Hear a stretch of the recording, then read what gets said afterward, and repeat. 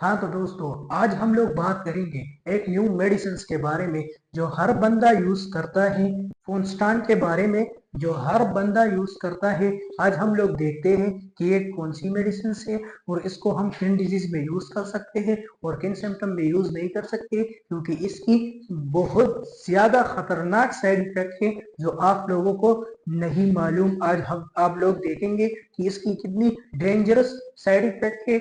आप इसको किन डिजीज में यूज नहीं कर सकते, आज आप लोगों को इल्म हो जाएगा फोनस्टान के बारे में। तो चलिए शुरू करते हैं। फोनस्टान जिसका जेनेरिक फार्मूला है विफिनामिक एसिड। इसका जेनेरिक फार्मूला है विफिनामिक एसिड और ये एक एनसेड टेबलेट एनसेड फैमिली से है, एनसेड मेडिसिन से है। एनसेड का तो आप लोगों को पता होगा, non steroidal anti inflammatory drug है।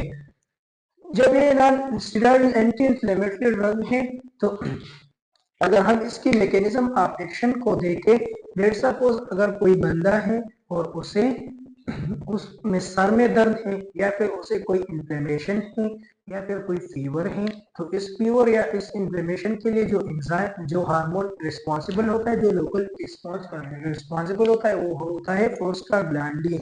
आज हम लोग देखें प्रोस्टाग्लैंडिन की सिंथेसिस किस तरह होती है। तो प्रोस्टाग्लैंडिन में जो एराकिडोनिक एसिड होता है इनसाइड इंजरी, सपोज अगर कोई बंदा है और उसे इन्फ्लेमेशन है या फिर उसे कोई फीवर है या पेन है, लेट सपोज अगर कोई बंदा है और उसे के हाथ में या फिर पैर में दर्द है, तो वहां पर जो एराकिडोनिक एसिड प्रेजेंट होता है, एराकिडोनिक एसिड प्रेजेंट होता है, ये एराकिडोनिक एसिड ये कन्वर्ट होता है प्रोस्टाग्लैंडिन, जो कि एक लोकल हार्मोन है प्रोस्टाग्लैंडिन, और इसको कन्वर्ट करता है कॉक्स एंजाइम।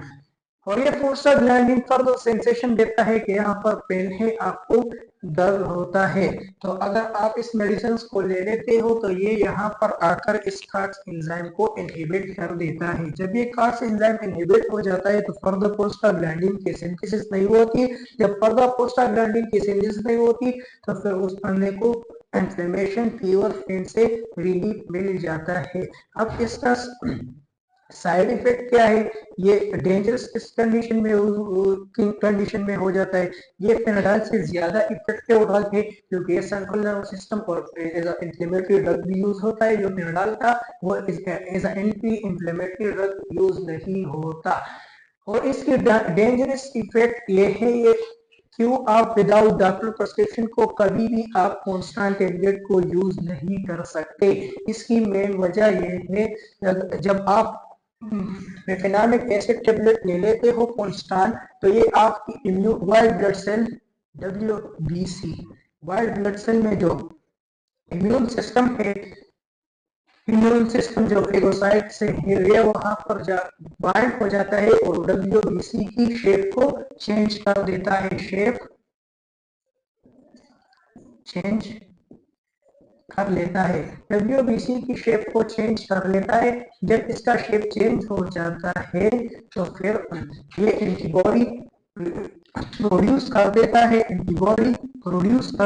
एंटीबॉडी, और ये एंटीबॉडी फर्दर रिकॉग्नाइज ये डिजीज को रिकॉग्नाइज नहीं कर पाता और ये अपने ही सेल के ऊपर इफेक्ट शो कर देते हैं, अपने सेल को जो रेड ब्लड सेल होते हैं उसे ही डिस्ट्रॉय कर देते हैं, आरबीसी को ही अपना दुश्मन मान लेते हैं और इसको ही खत्म कर लेते हैं। इसकी वजह से फिर बॉडी में ये हेमोलिटिक एनीमिया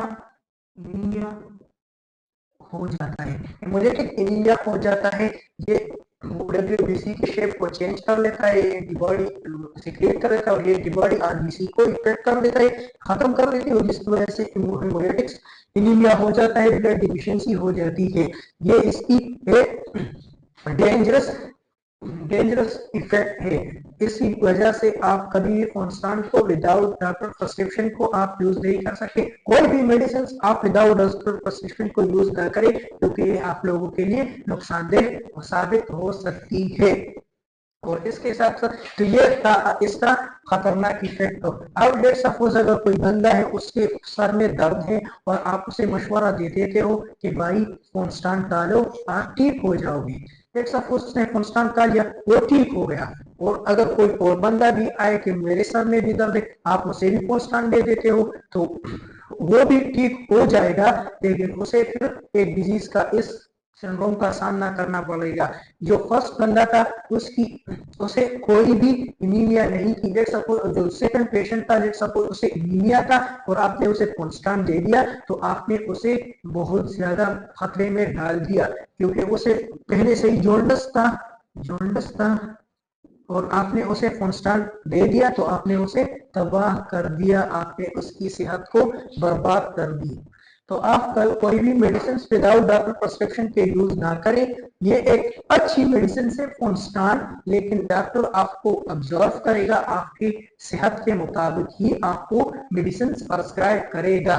तो आप कभी भी डॉक्टर प्रिस्क्रिप्शन के डिस्प्रिन टेबलेट भी यूज ना करें, जो आजकल तो लोग फ्लेजिल भी यूज करते हैं, फ्लेजिल भी यहाँ तक कि आप फ्लेजिल स्टेरॉइड टेबलेट भी जो सेफेस्ट ड्रग है आप उसे भी यूज ना करें, क्योंकि आजकल तो ड्रग बहुत ज्यादा है। आप किसी न किसी से पूछ ले इसकी फायदे के बारे में, उसके नुकसान के बारे में, आप पहले उसके बारे में थोड़ा सा इल्म हासिल करें फिर उसको यूज करें, क्योंकि ये आपके लिए फर्दर नुकसानदेह हो सकती है।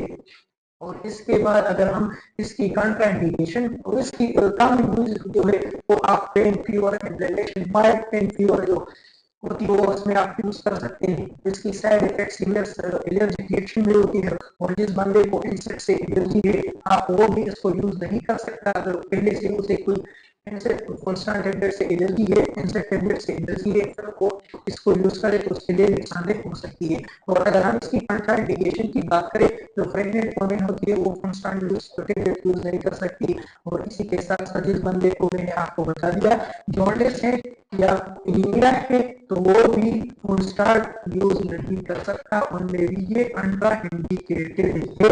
तो ये था आज का मेरा लेक्चर, सिंपल लेक्चर कॉन्स्टेंट के बारे में, जो एक शॉर्ट वीडियो थी मैंने आपको समझाया कॉन्स्टेंट टेबलेट के बारे में। तो आप अगर आपने ये वीडियो देख ली तो आपने ये नॉलेज हासिल कर ली, आप इस वीडियो को फर्दर शेयर करें ताकि और लोग भी इसे देखें और इस बीमारियों से अपने आप को महफूज रखें। मेडिसिन को अच्छी तरह इस्तेमाल करें, कोई भी विदाउट प्रिस्क्रिप्शन के कोई भी टेबलेट यूज ना करें।